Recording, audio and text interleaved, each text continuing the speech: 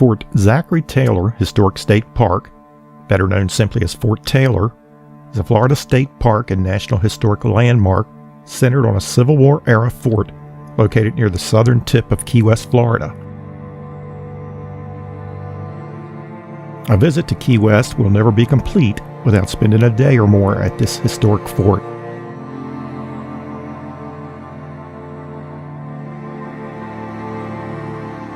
Designated a National Historic Landmark in 1973, Florida's southernmost state park is popular for recreation as well as U.S. military history. Guided tours of the fort are available daily. The beach area located at the southern end of the park provides opportunities for picnicking, swimming, snorkeling, and fishing.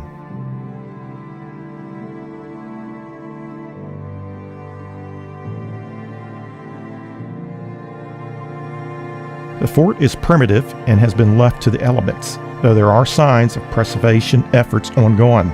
Today, Fort Zachary Taylor Historic State Park is one of the most sought-after attractions in Key West.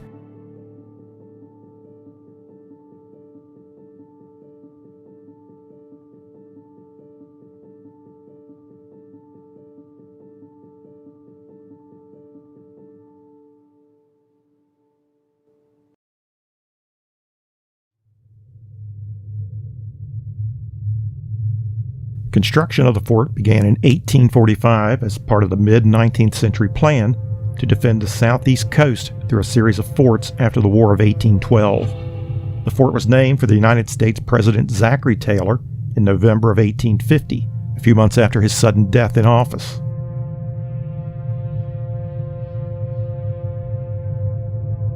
The fort did play a key role during the Civil War. At the outset of the Civil War on January 13, 1861, Union Captain John Milton Brannan moved his 44 men of the 1st U.S. Artillery from Key West Barracks to Fort Taylor.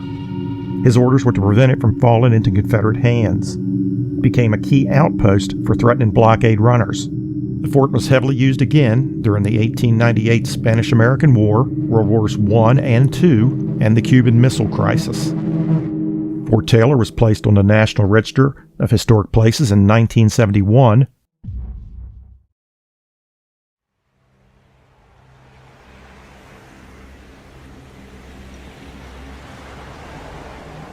Locals have reported a spirit called Wendell that is thought to haunt the entire fort. He has appeared in several photographs over the years. It is believed that he died of yellow fever during the Civil War. Yellow fever was rampant at Fort Taylor, as it was at Key West in general. Many men died from the disease. Yellow fever, tuberculosis, diphtheria, and other dreaded diseases ravaged the people that lived and worked within the walls of the fort, with thousands of people eventually dying over the years. The park rangers that roam the area and protect the fort have cited such bizarre sights as soldiers lining up in formation on moonlit nights, bloated corpses floating onto the beach only to disappear when approached, a foul stench emanating from the barracks, the sound of gunfire and the flash of powder in darkened corridors, eerie whistling in the parapets at night, cold spots in the downstairs section of the fort, anguished moans in the area once used as a field hospital. Several executions did take place here, and every day at noon it is said that you can hear the trapdoor open when someone is hung. Screams and pleas for mercy have also been heard to come from the jail area. It is said that there are mass graves of yellow fever victims under the fort's parade grounds.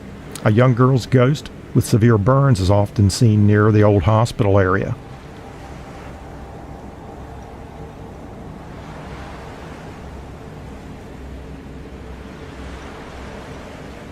There is certainly an eerie ambiance about Fort Taylor. If you are in Key West, do pay it a visit.